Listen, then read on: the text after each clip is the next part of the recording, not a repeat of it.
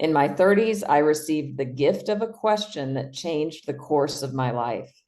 My decision to answer the question created a life blessed with love, wealth, and joy, a life in which all my dreams came true. Now I want to offer you the gift of the question with the intention you will use its power to create your own fulfilled life. So if you want to take on this game of the question.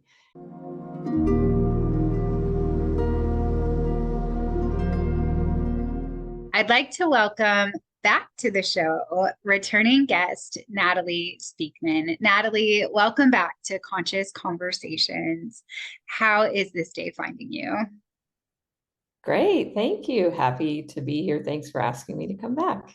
Yes, I loved our conversation that we did about surrender and just the surrender experiment, and a lot of people loved it as well. So if you haven't seen that video, I highly recommend you watch it. But today we're going to dive into another really juicy topic. And I'm really excited to dive into this book, The Top 5 Regrets of the Dying, with you. So before we get into the regrets, can you start by giving us a little bit of background about how this book was born? Well, I'm not an expert on the book, actually, so which is great. I can just whatever tell you what I know. I know that he's a hospice or palliative care nurse, Australian. I believe that just over her career witnessed over and over being with people on their deathbeds, seeing common themes about what, they're looking back on their life and they're having regrets. And so from that, this book was basically born in a nutshell. Yeah, I love that. I have seen quite a few content creators on TikTok who work in hospice and help people at the end of life. And they're making a lot of content about what they're learning about that part of the process of life and the transition. So I'm so glad that people are putting these works out here now, because I think there is a lot that we can learn. So with that being said, let's get into the regret. First one I have written down over here is, I wish I'd had the courage to live a life true to myself, not the life others expected of me. Bam, booyah. There it is. Everything's done. We can move on now. I mean, what a powerful statement, right? How does that land for you? Well, thank goodness. I feel totally in alignment with it. And it makes me grateful, because I do that, and I have done that. And, the way this all came about for me as a spiritual life coach, and using this with clients and people, which I'm starting to do, is like, this is supposed to make you think. Like, so the beauty of it is we check in right now in our lives. We don't have to be on our deathbed to think about this. So these are like check-ins. Mm-hmm. Am I living a life true to myself, or am I living a life others expected of me? Yeah. We can answer that question now instead of waiting and regretting. Yeah. Now, when I hear that, I imagine, for myself, it's easy to recognize those, I guess, societal expectations or bigger expectations. And I notice that there's probably a lot of other tiny ways that we might not be living a life true to ourselves. I'd love to dive into some of those. Well, I mean, I'm curious, what are you thinking? I mean, I don't want to be asking you the questions, but I want to know, what are these tiny things you're thinking of? Well, the first one that comes up for me is, not the life that others expected of me. So when I heard that, I felt like, we have so many expectations of someone who might be a mom, or so many expectations of, I really can't think of one off the top of my head outside of that. I guess Okay. that's probably a big one for me, where a long time ago in my journey, I had a mentor who I called her one day and I was like, I'm just a bad mom because I cannot enjoy playing cars with my 3-year-old son. And she said to me, Christina, I think I was like 30 at this time. She was like, you're a 30-year-old woman. Why would you have fun playing cars? And from that point forward, it was like, oh, like I get to have my own experience in relationship to my kids. And since then, I've noticed there's a tape recorder that's like, well, a good mom wouldn't do that, or a good mom would do this, or, so I thought about like big expectations of, having a job, going to college, whatever. But then I thought of like everyday expectations. Yeah, everyday expectations. The pressure that we put on ourselves to be a certain way. For me, the biggest thing, so just to say it again, I wish I would have lived a life true to myself rather than a life others expected of me.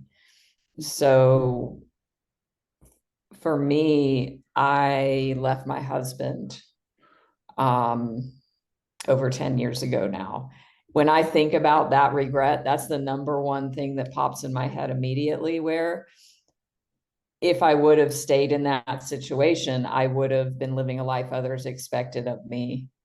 But I took that leap and I left that marriage and I left the US Mhm. and I lived a life, that I felt like was true to myself. Although there's a lot of pieces and it's not cut and dried, but Yeah. I think about that. If I would have stayed, and even in the job I was in, if I would, like, I remember when I left him, I was, of course, scared to tell my husband first what I was doing, to have that conversation, but almost as like fearful, almost as I was almost as afraid to tell my mother.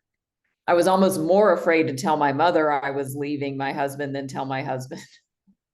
Yeah. So even that shows like that pressure of, okay, she loved him. I was a good daughter because I had this great marriage and life that Mhm. was normal. And, I had a job, a 9 to 5 that I went to every day and paid vacations and, but I was dying inside. Yeah. So how many people stay in that scenario? Yeah. And thank God I didn't. Yeah.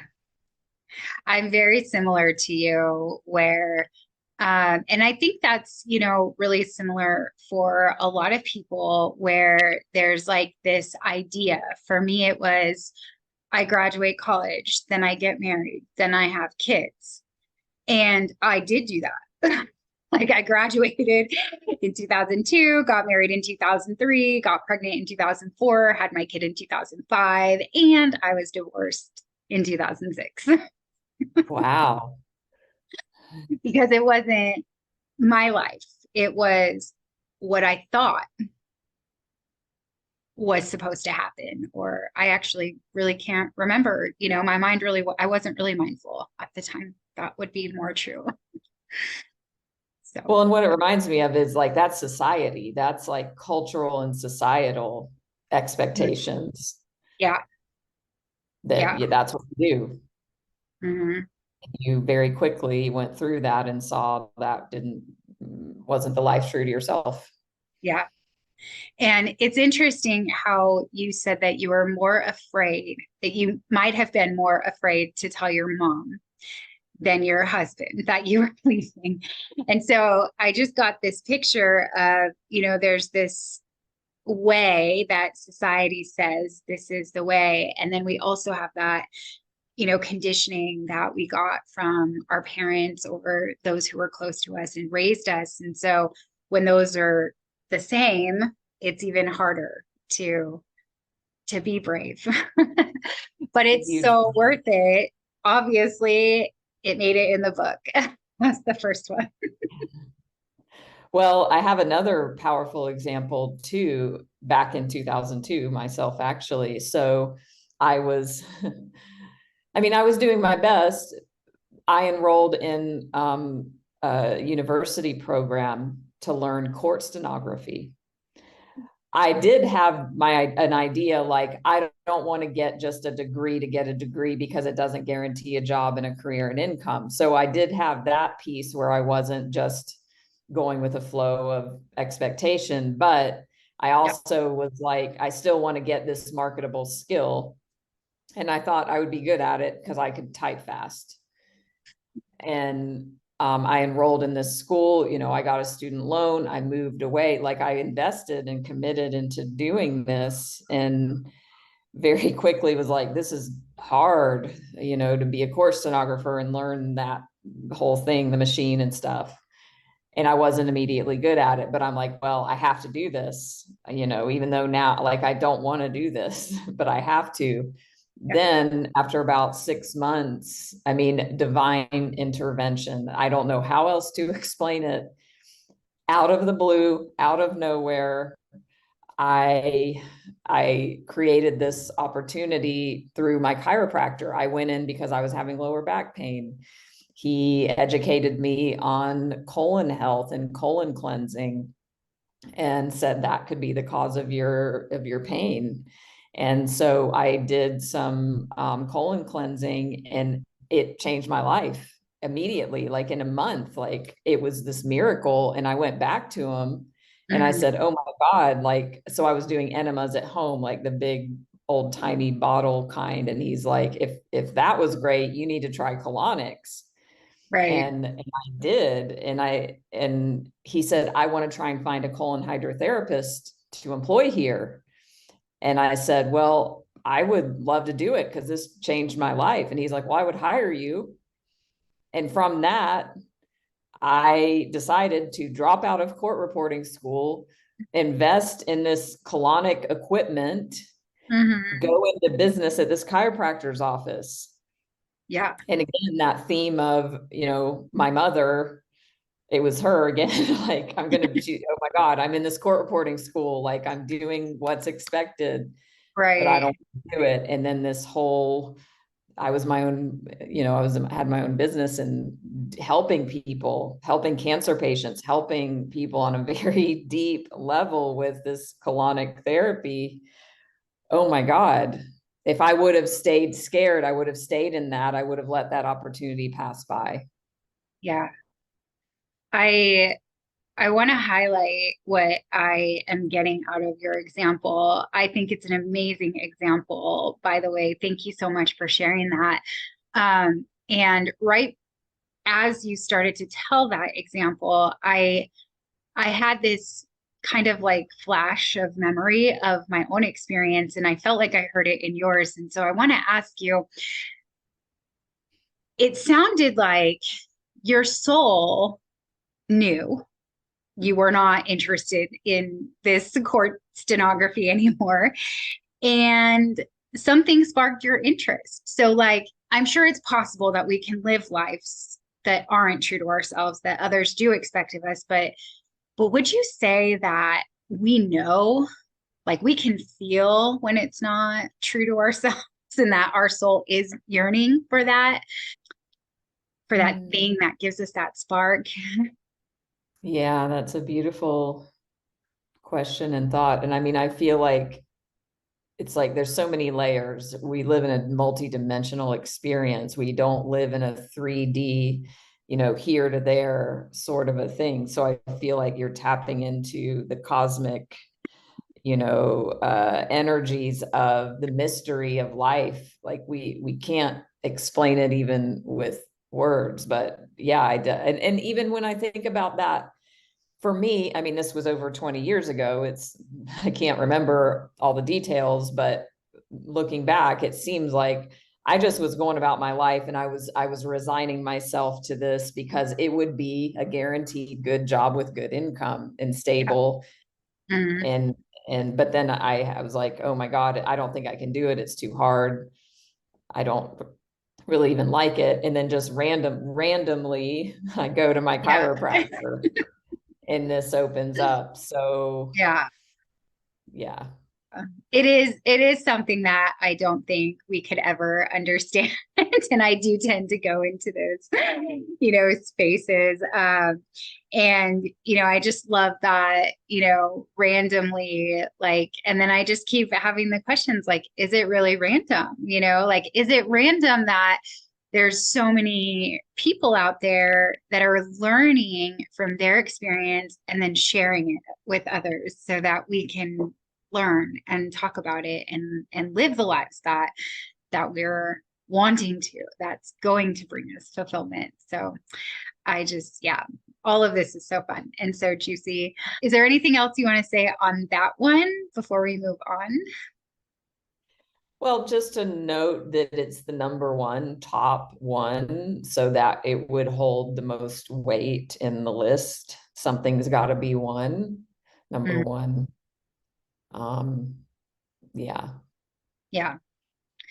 And I actually do feel like as long as we're living in alignment, we will be happy. Like when we're out of alignment, that's when things can get stressful, or there can be a lot of conflict, or things are just going wrong. So I would definitely agree with you that there's something about it being the number one. Something else wants to come through. Just Yes. like just picturing, okay, if I would have compromised, if I would have stayed in the court reporting school, if I would have stayed in the marriage, and just that misalignment of like, I'm compromising and I'm settling being over here because of these external pressures that aren't, they're just not even mine.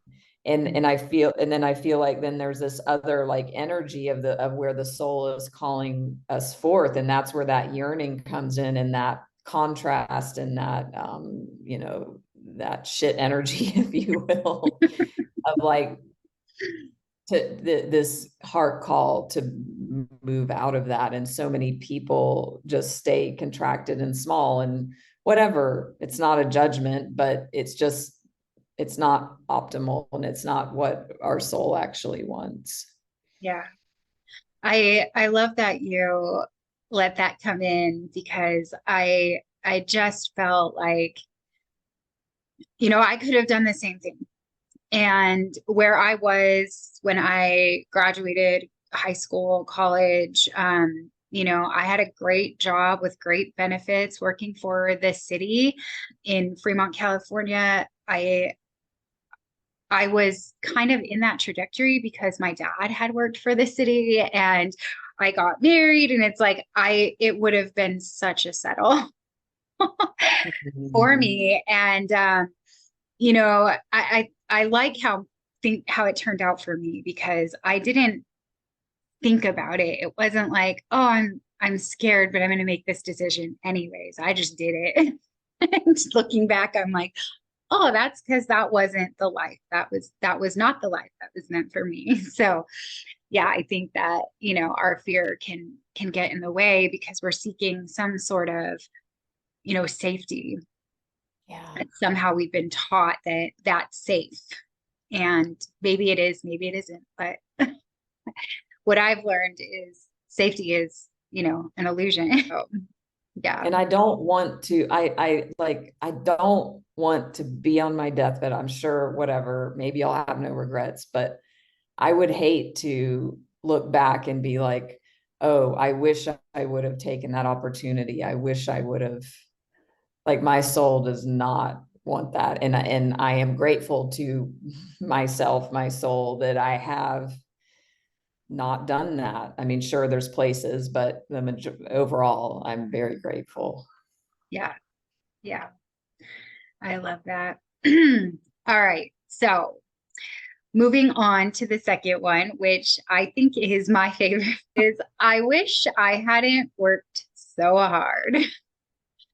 I Mm. am telling you, I want to put this in like writing in the sky for the world to like let that one sink in. But I'll be quiet and I would like to hear how that lands for you, what that means for you. Well, thank you for sharing your experience of that one. It's interesting because in my dialogue with people on this, we all have our favorites. We all have those ones. Like for me, it's number one and another one that we'll get to. Mhm. Because honestly, I don't feel like I've worked so hard. So that one doesn't carry much weight for me personally, which Yeah. is great, but also shows, yeah, I probably could work harder too. But I would imagine if like you're saying you have that experience, Yeah. I would add work so hard that likely you have worked hard Yeah. if you look back on your life. Well, it's actually like kind of, a flip-flop. So I was taught that working hard is the right way, it's virtuous, it's the only way. And if you're not working hard, then, you're lazy or you're trying to cheat or whatever. And so for me, I've had times where I haven't worked so hard, but I couldn't be at peace in those times because I had that judgment.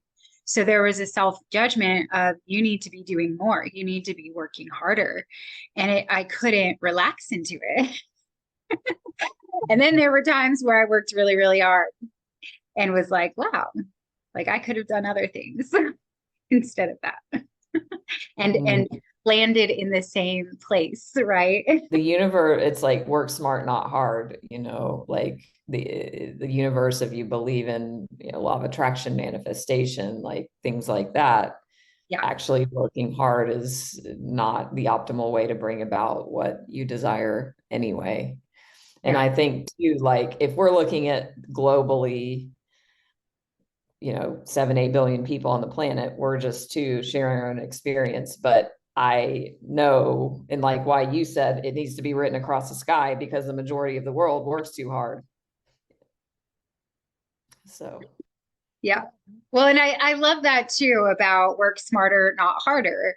I think the word hard, and I'm going to grab this book and I'm going to read it because I have no context to go off of just what I looked up. But I think that word hard is is what hits it for me in my conditioning because the truth is since I have lost my job in December, so we're 7 almost 8 months now, I actually do a lot more than I did, but it was hard because it wasn't true to myself. I love that. And so when I'm doing a lot of work, it doesn't feel hard. It's fun and I enjoy it. And so it doesn't feel hard. It feels fun. So, yeah, I think that word is what stands out for me. Like working or taking action based on inspiration, spirit, God is effortless.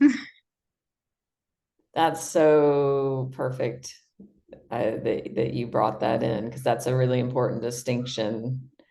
And it reminds me of that idea about like if you do what you love and are passionate about, you'll never work a day in your life. Mm-hmm. Yeah. Yeah. So again, it goes back to like how many people are living out of integrity for all these different reasons, pressures, expectations, Yeah. you know, Mm-hmm. and they're working hard because it feels like work and it feels hard Yeah. rather than the life true to themselves. What would that look like? Yeah. And not to say discipline isn't needed and to do what we love, Mm-hmm. but it's a different energy when you're in alignment, when you're in integrity. Mm-hmm. Yeah. And I think it's fascinating too that it's this is the regret of the dying. So as people are dying, they're looking back, and I don't know. I've never been that close to death, so I really don't know, but I've watched a lot of near-death experiencers on, talk about their experience. And when you're that close, there's like a more a knowing, or I don't know, some sort of reflection maybe that just feels a little bit more true or more easier to validate, or I'm really not sure exactly the feeling that I'm trying to convey, but it's like it feels stronger because it's coming from people who have lived their life and are at the end. I feel like you just get clear on your priorities. Mhm. It's like, okay, wow, that I thought was a priority driving my life. And then I see like how much effort and time, was wasted, Yeah, if that's the regret. right. Hmm. Yeah. So number three, I think is also, I mean, I think they're all my favorite because this is all the stuff I, talk about and teach. And so I know for me, I'm just really excited that it's all here in this list.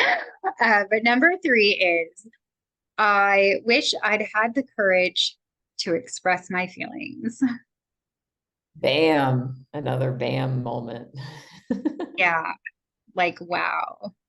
I'm curious your thoughts or your experience with this one. Yeah, I mean, as you said, I mean, they all kind of draw from each other and there's similar themes because if I'm living a life true to myself, then likely I would be not working so hard and having courage to express my feelings and also taken on its own, for me coming from a background of codependency and people pleasing and playing small in the world, just having normal, common childhood programming to not speak up, comply, not express, go along because it's easier and safer to, Mhm. and that's how we survive as children. If we didn't have, the best household, then we just learn that it's easier and safer to go through the world not expressing our feelings. And so, people having regrets at the end that they, wish they would have said that thing.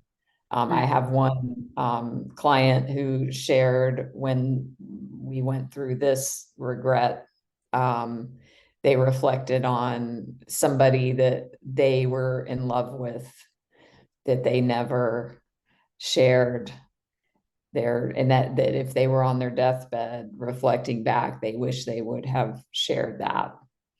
And so, I mean, that's the beauty of this practice and this exercise. If you really take it on and put yourself in there, because then it's like, okay, well, great. Hopefully you're not on your deathbed right now. So then you can make a choice. Do I want to go and share my Mhm. feelings Yeah, with that person? yeah, yeah. I love that. That's like, for me, this one hits it so deeply because the authentic relating that I teach and facilitate is all about expressing what's coming alive for us right now. And that might be a feeling, it might be a thought, it might be a desire, it might be, whatever it is. And the intention in these modalities is to gain a shared understanding. And when you gain a shared understanding, not only do you feel like you know the person, but you feel known.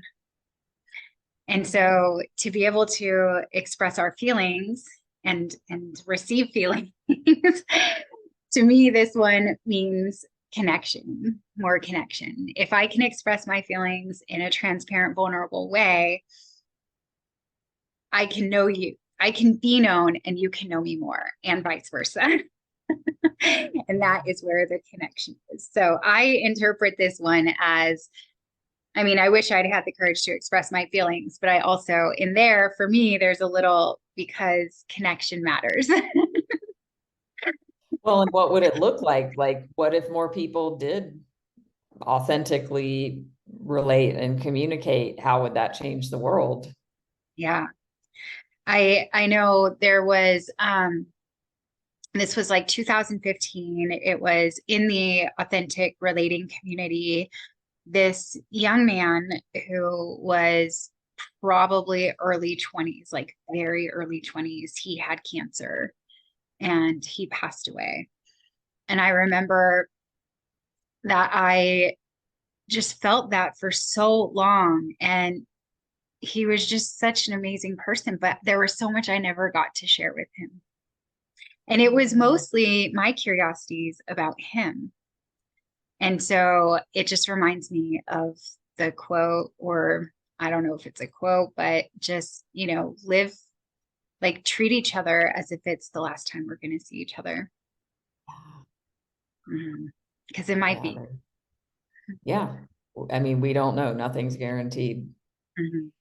But that's the illusion that we live in, is that we're going to live forever and we're here for a speck of time. And so again, another reason why this practice is powerful and valuable. And really, it's like, it goes back to Buddhism, like old Eastern teachings. They have like meditations where you imagine you're dying, and it sounds morbid. And Michael Singer, he even Mhm. says couple times a day, remember you're on a planet spinning in the middle of nowhere and that you're going to die very soon. Because Yeah. then it just changes the perspective on what's really important. Yeah. How important is it that somebody cut me off in traffic, or that whatever the thing is. Mhm. Yeah. I love how he brought that in with the perspective. Like we can get so wrapped up, consumed by this little thing that's right in front of us because it's causing a barrier or a conflict in, a inconvenience in our day. But when we have these ideas, it really like zooms us out to what you just said.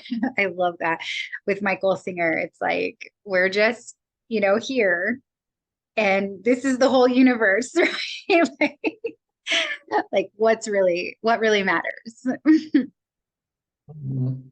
And again, I think it's a great practice to like reflect, take this moment to reflect. Where have I not had courage to express my feelings? What remains unexpressed? Is anything coming up? Okay, there's an invitation. It doesn't mean you have to, but at least then you can have some clarity on if you want to choose to reach out to that person and say that thing, whatever it may be. Yeah. Yeah. I just wonder how I feel like we're all moving in this direction, maybe slowly. So I wonder how the world will be when we're all expressing our feelings authentically, right? Yeah. Well, I think it's inevitable. I mean, that's my belief. Mm, yeah. Um, and this leads right perfectly into number 4, which is I wish I had stayed in touch with my friends. Mm, yeah. So then we can consider, okay, evaluate. We're not on our deathbed, hopefully, at this moment. So who is anyone coming up for you that comes to mind? Actually, when I did this in my live stream on Insight Timer, somebody was like, oh, I thought of somebody from when I was in school. I'm going to reach out. And they took action on that. And again, we don't know, they might die tomorrow or whatever. Like, Yeah. follow that prompting. Yeah. I know when I had read this, and then it happened just right now when I said it out loud, that people popped into my head from high school, from college, like just people are popping in my head. So I am going to take that as a nudge to reach out. Well, yeah, it's like, okay, they pop up, and then are you going to do something about it? And it's not like making ourselves wrong if we don't, but Right. it's interesting. Are we going Yeah. to take action on that nudge or not? Yeah. and Yeah. regret it later on our deathbed. Yeah. I'm curious, and you may or may not be able to answer this, but I'm curious what went alongside of this regret. You know, were these people who had this regret, were they lonely, or were they just in reflection, you know, wanting to have one more connection with that friend? Like I noticed that I want to, you know, dive deeper into what that experience was. I mean, I believe in past lives. So with that belief, I believe I have been on a deathbed before many times, although I don't recall at this moment, but I Yeah. can imagine if I was, you know, that it's like you do a life review.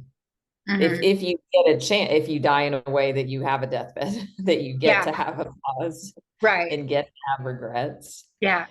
there would be, I would look back on my life and think about, there's one friend in particular that comes up for me when I think of this one. And actually, I think I might have even reached out to her on Facebook. She's very, very busy. She's a single mom, ER nurse, 3 children in another time zone. So, Yeah.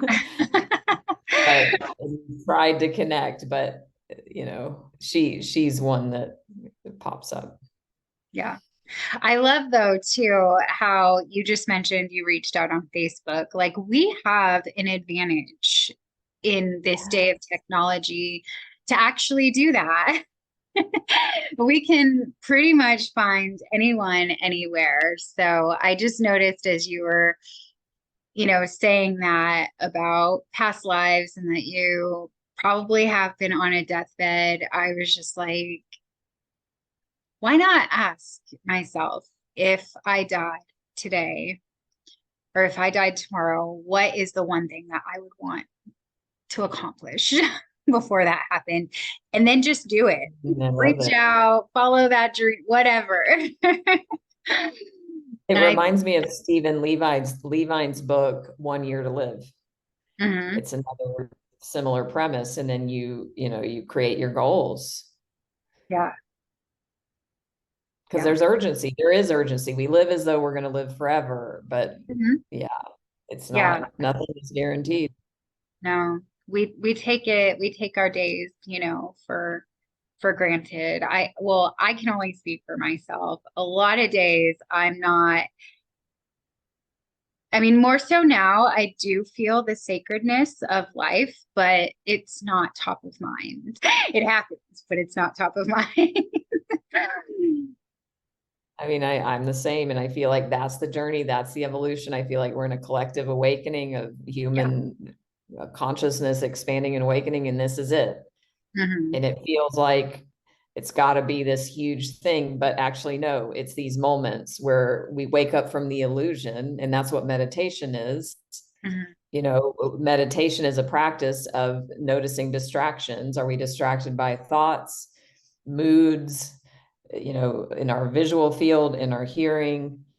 Yeah. And when we're totally identified with that, Hmm. we're in a dream. We're in an illusion when we're identified with our senses, Hmm. because we are not that. We lose our center. So meditation is, oh, I noticed I was often thinking, I was in planning, I was in worrying, I was in regret, I was in scratching my leg, or I'm hungry, right? And it's like I'm not in the moment. So that is the awakening of Yeah. humanity. Every moment I do that. Yeah. Thank you so much for going through that little journey right now.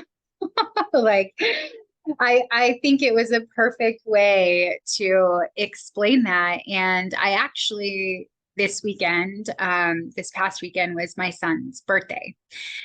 And I have been struggling with my judgments and my perceived needs for everything to be perfect and in place. So I know that's not about him.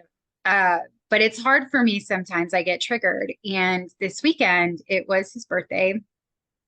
And I had gone through some prayer and meditation where it was like, okay, I'm just going to be committed to extending love no matter what. And at so many points during the weekend when he wanted to do this, or he was doing this thing that normally would give me anxiety and I would get worried something was going to get broken, or right, all that distraction, I just stopped, paused, kind of said, is there a real threat here? No, there's not. So I allowed it. And the result of that was, and I'm going to be honest, I had to white knuckle allowing some of this stuff. It wasn't like, sure, honey, I'm healed and I love you, so do it. But in the white knuckling, in that, practicing that self-control and just allowing this to unfold, I got to see parts of my son that I hadn't seen in a long time, just overfilled with joy. Like the best, he said so many times, this was the best birthday of my life, Mom. And it was like that. I don't even care if there's a broken window. That's what, matters. But it was that experience that he got. And then my experience of him having that joy. And so I felt joy. And had I allowed all the distraction, all the worry, all the right expectations of others, right? This is how it has to go. We don't play ball in the house because this happens. Like I would have missed it. And so would he. And so when you were saying that, it was like, to me, it resonates as so true. That's beautiful. Yeah. And like you likely will look back. Maybe you don't remember every single birthday, but maybe you'll remember that one. Yeah. Okay. So the final one, number 5 of the top 5 regrets of the dying. I wish that I had let myself be happier. Bam. I know. I know. When I read these, I got to that one and I just had this opening of like, it's actually my choice. Like, I can let myself experience more happiness, which was, really awesome to have that experience. I'm curious how it hits for you. Yeah. Well, your example you just shared of of your son's birthday and letting him be happier. I know it's not exactly the same, but I feel like that's perfect because the mind and ego and whatever wants to control and manage and we're not happy when we're doing that. And that you then allowed an experience and had a new experience as a result. And then you let yourself be happier. It's kind of like, do I want to be right or do I want to be happy?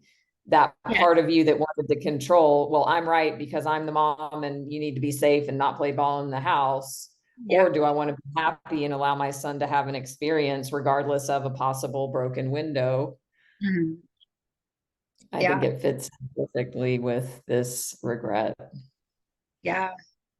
Yeah. And I think it shows, it's a perfect depiction of how we limit ourselves in our life.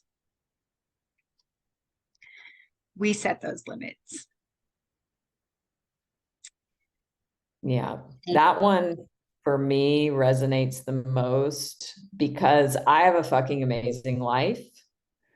And yet I don't let myself be happy most of the time.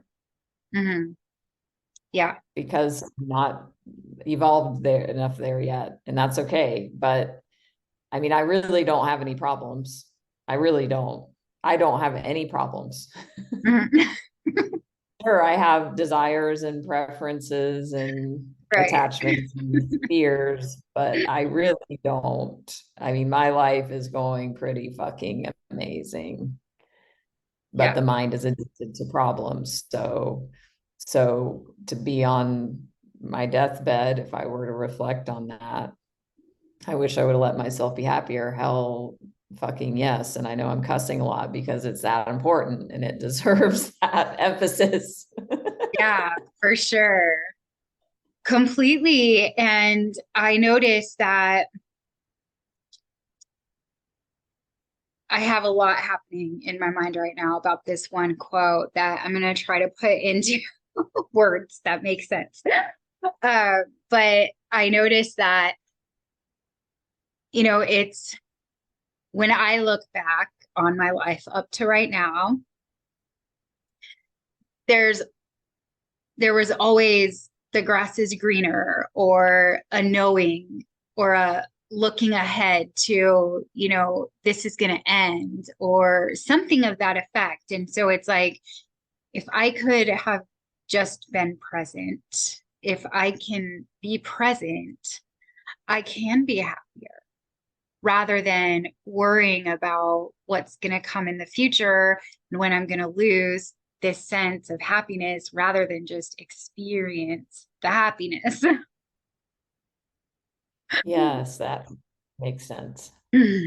Yeah, because I would always, if I had a vacation, or, it was like, well, I can't get too used to this because I'm going to have to go back to work. Something as simple as that thought pattern can cause me to not let myself be as happy as I can be. Totally. And a great example as well. It reminds me of Warner Herzog, the founder of Est and Landmark Okay. Forum.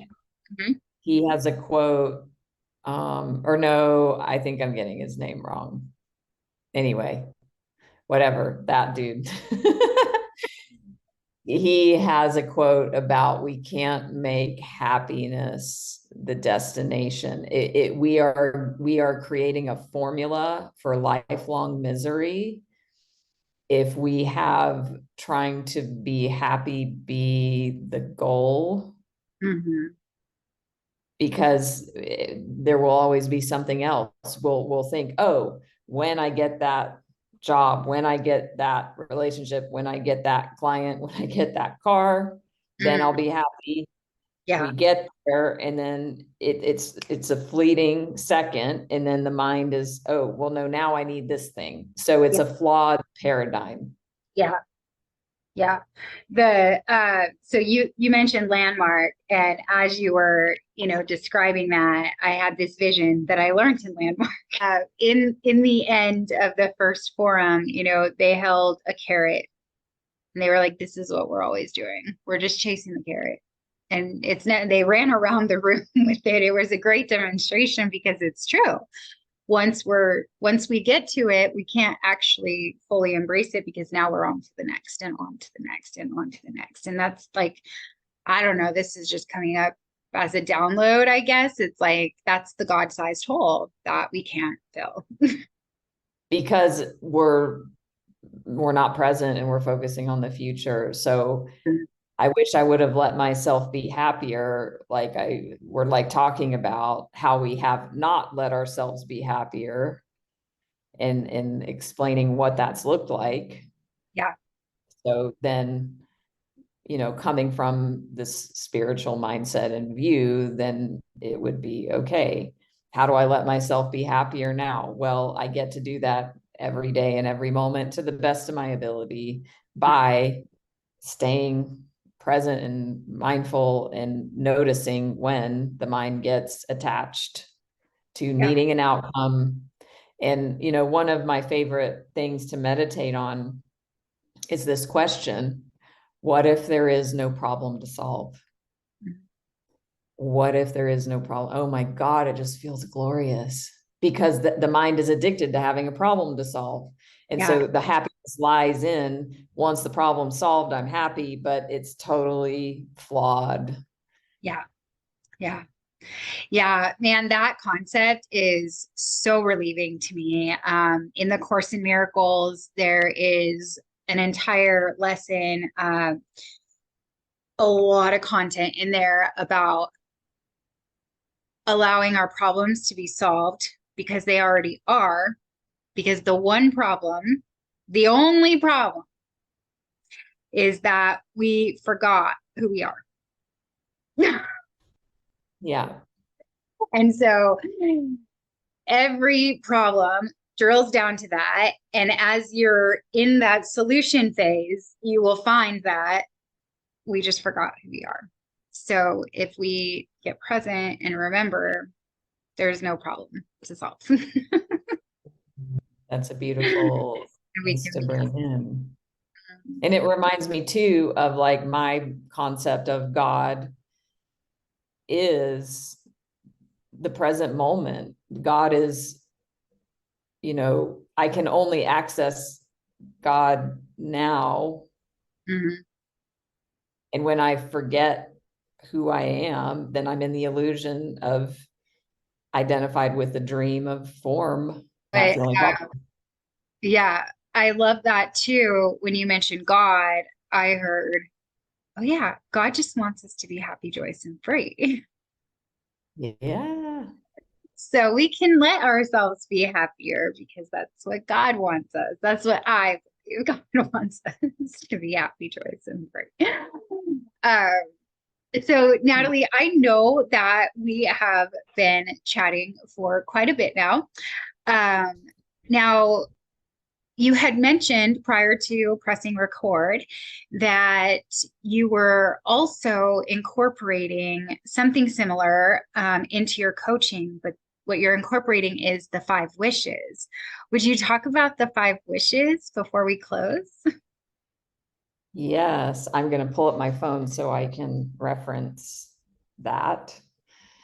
So the 5 wishes is from the book called 5 Wishes by Gay Hendricks. So it's a guide to asking the simple question that can make all your dreams come true.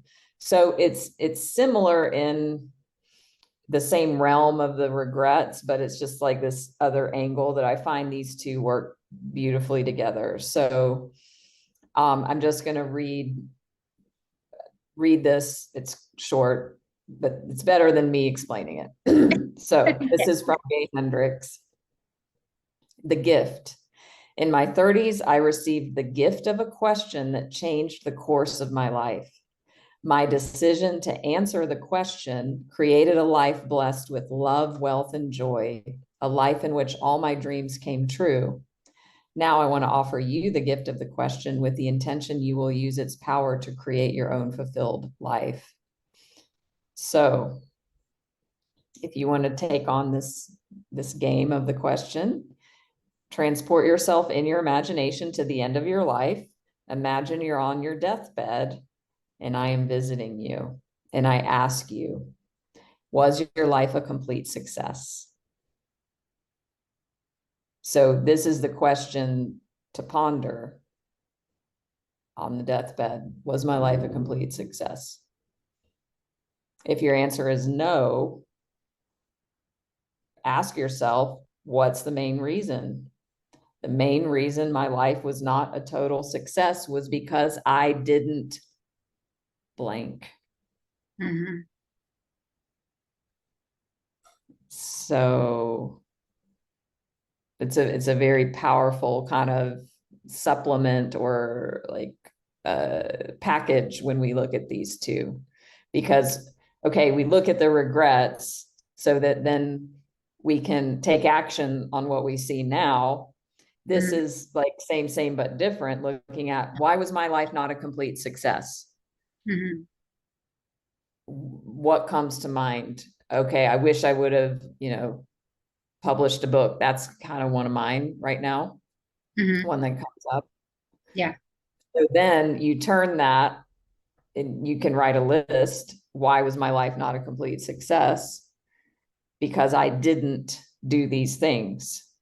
So the Mhm. good news is now you change these regrets or Yeah. these reasons into wishes. for my life to have been a total success, I wish I'd written and published my book. Yeah. And so then you do that. It's an Yeah. invitation to do those Yeah. things. I love that. I was, when you were reading that and you asked the question, my first answer was, I haven't traveled the world. I haven't seen the world like I wanted to. So you got clarity immediately. I did immediately. Yeah. So there is another part of the exercise. He said, so Mhm. this Gay Hendricks, he's asked like, tons of people this through his life. And he actually credits this question with changing the course of his life because he actually took action based on these Yeah. wishes. But he says like a small,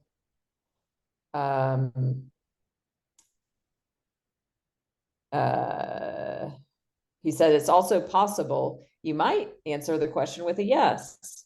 In my Mhm. 37 years, I've only had a handful of people who did so. But if you're one of those, congratulations. For the sake of celebration, write down the 5 experiences or accomplishments that made it a success. First and foremost, my life succeeded because I blank. Yeah. So there is, but it's a very, very, very low possibility. Most people would Mhm. say life is not a complete success at this moment. So again, the good news Yeah. Yeah. that you can teach that. Yeah. Thank you for reading that extra part because as an addict, I have very black and white thinking. So it was kind of like it's not a success. And then it was like, well, I mean, I have, done a few things. So it's not a complete success. I love that. And a few people have been able to say yes. And I think that's a great question for everyone to ask themselves right now if they haven't played along during this episode is your life a complete success? And if not, why? Yeah, And a what complete success. complete, yes. And That's what important. is stopping you from making it a complete success? So And we have the power to do that. And that's like what the beauty of coaching is, because, it's all about mindset. We yeah, think we can't do something, but it's only us that's limiting ourselves because in reality, we can do whatever we choose. yeah, So yeah. And I have another, oh, sorry.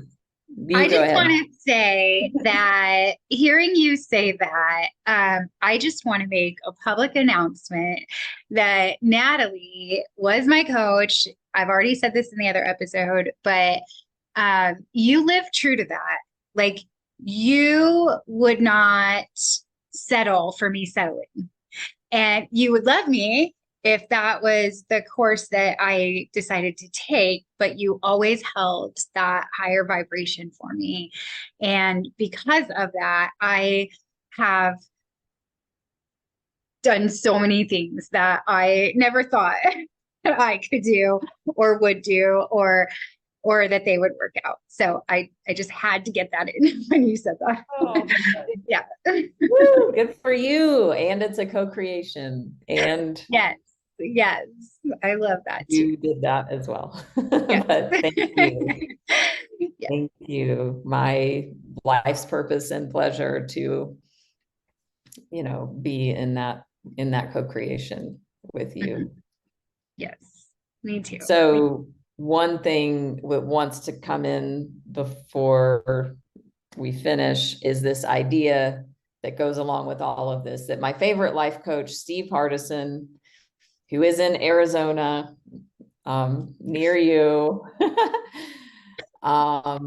he lives by this. And I know he would be one that would say my life has been a complete success. I know 100% he would say that because he is that amazing. But he has this idea he lives by called QTR, quality time remaining.